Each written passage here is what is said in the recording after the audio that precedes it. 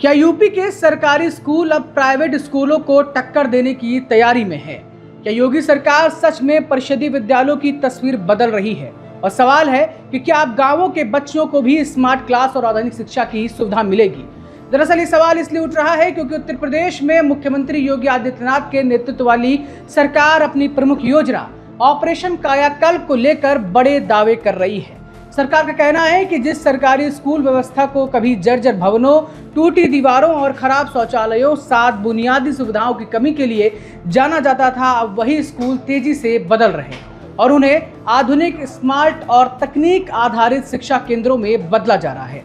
सरकार की ओर से जारी बयान में दावा किया गया है कि ऑपरेशन कायाकल्प के तहत अब प्रदेश के 1,32,000 परिषदीय विद्यालयों को अब तक कायाकल्प किया जा चुका है। यानी कि सिर्फ स्कूलों की रंगाई पुताई नहीं बल्कि उनकी पूरी व्यवस्था बदलने का अभियान लगातार प्रदेश भर में चलाया जा रहा है। योगी सरकार का कहना है कि अब बेसिक शिक्षा में सिर्फ भवनों और नामांकन पर फोकस नहीं किया जा रहा बल्कि बच्चों को बेहतर माहौल, आधुनिक संसाधन और तकनीक से जुड़ी पढ़ाई देने की दिशा में बड़ा काम किया जा रहा है। कभी जिन सरकारी स्कूलों की हालत देखकर अभिभावक अपने बच्चों को वहां भेजने से कतराते थे, अब उन्हीं स्कूलों को योगी मॉडल के तहत नई पहचान देने की बात कही जा रही है। बयान के मुताबिक बच्चों के बैठने की बेहतर व्यवस्था सुनिश्चित करने के लिए 3 लाख से ज्यादा डेस्क बेंच उपलब्ध कराने का काम तेजी से चल रहा है ताकि बच्चे जमीन पर बैठकर पढ़ाई करने को मजबूर ना हो।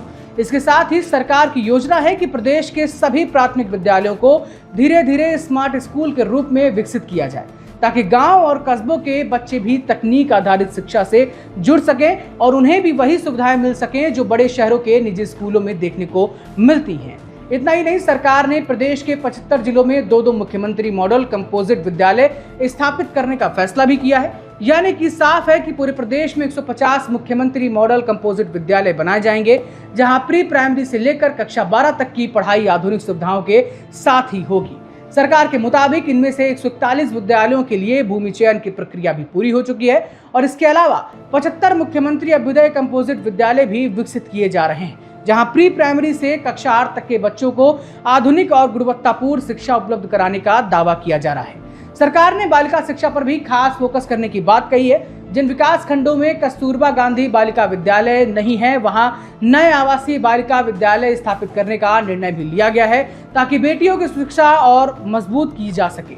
योगी सरकार इसे सरकारी शिक्षा व्यवस्था में बड़ा बदलाव बता रही है, लेकिन सब सवाल भी है कि क्या ये बदलाव सिर्फ सरकारी आंकड़ों तक सीमित रहेगा या फिर जमीनी स्तर पर भी बच्चों को इसका पूरा फायदा मिल रहा है। क्या सरकारी स्कूल सच में नई तस्वीर के साथ शिक्षा का नया मॉडल बनाने में जुटे हुए हैं? फिलहाल सरकार के दावे बड़े हैं और इन पर नजर अब आने वाले समय में देखना होगा। दिलचस्प क्या होगा, योजनाओं का असर जमीन पर कितना देखने को मिलता है, ये अब आने वाला वक्त बताएगा। फिलहाल जो भी खबर होगी मैं आपको जरूर बताएंगे। तमाम खबरें अनादि टीवी पर लगातार जारी हैं, देखते रहिए। मुझे दीजिए अभी के लिए इजाजत, शुक्रिया।